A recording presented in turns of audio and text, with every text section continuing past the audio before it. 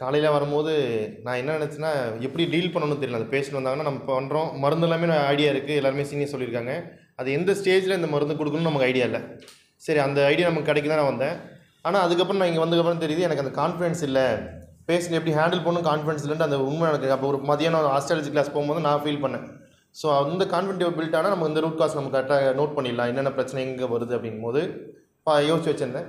After meals லஞ்சுக்கு அப்புறம் பார்க்கும்போது சார் நிறைய அந்த தனியாக நோட்ஸ் கொடுத்தாரு. அதாவது எந்தெந்த மந்த் நம்ம 10 months ப்ரோட்டோக்காலில் நம்ம இப்போ என்னென்ன இது ஆட் பண்ணணும், என்னென்ன யோகாசனம் ஆட் பண்ணணும், என்னென்ன முத்ரா ஆட் பண்ணணும்னு சொல்லும் போது தான் ஸோ அது இப்போ எனக்கு வந்து ஒரு ப்ரோட்டோக்கால் வந்து எனக்கு ஒன்று புரிஞ்சிருக்கு. நான் எப்படி மாற்றணும், மருந்து ஃபஸ்ட்டு இல்லாமல் செகண்டரி மருந்து வச்சுட்டு ஃபஸ்ட்டு அவங்க கவுன்சிலிங்கில் நம்ம என்னென்ன ஆட் பண்ணணும், நம்ம எப்படி பயப்படாமல் பேசணும் தான் நான் இதில் ஃபீல் பண்ணேன்.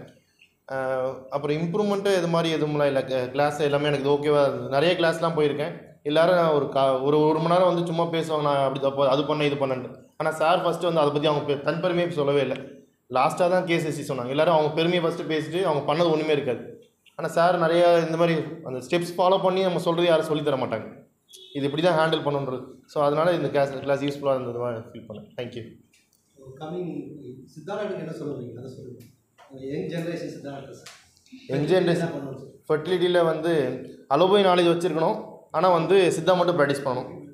அது ஃபர்டிலிட்டி மட்டும் இல்லை, எல்லா கேஸும். நானும் இப்போ சித்தா பார்க்குறேன்னா சித்தா மட்டும் தான் வரைக்கும் பார்த்துருக்கேன். அலோபதி நான் போனதில்லை. அது நீங்கள் யாரும் நம்பலாம், அதுதான் உண்மை. எங்கள் சீனியர் விடலை. சித்தா போனேன். இப்போ நான் 5 வருஷம் ஆச்சு அதே தான் ப்ராக்டிஸ் பண்ணேன். செகண்ட் இயர்லேருந்து கிளினிக் அப்படியே போனேன். கிளினிக் 3rd year மருந்து கொடுக்க ஆரம்பித்தேன். அப்படியே ஃபுல்லாக அந்த கணக்குலேருந்து பார்த்தேன். இப்போ 5 வருஷம் ஆச்சு. அப்போ எனக்கு அந்த நாடி பார்க்குறது அந்த பயம்லாம் இல்லை. இப்போ என் கூட இருந்தவங்க பசங்க கேட்காம அலோபதி போனவங்க அலோபதினால மட்டும் தான் இருக்கேன். அவங்க வந்து பல்ஸ் பிடிக்க தெரியல, என்ன பார்த்து வியந்து பார்க்குறாங்க.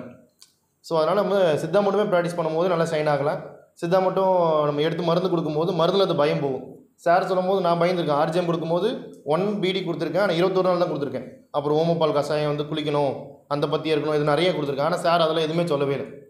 நீங்கள் மட்டும் எடுத்து யூஸ் பண்ணலாம் அப்படின்னாரு. ஸோ அந்த பயமும் எனக்கு இவ்வளோ தான் போச்சு. ஸோ அப்போ நம்ம ரெகுலராக மருந்து கொடுத்து பழகும் போது அந்த மருந்து என்ன ஆக்ட் ஆகுது, நமக்கு எப்படி அதை யூஸ் பண்ணுறோன்னு நமக்கு அது தெரியும்.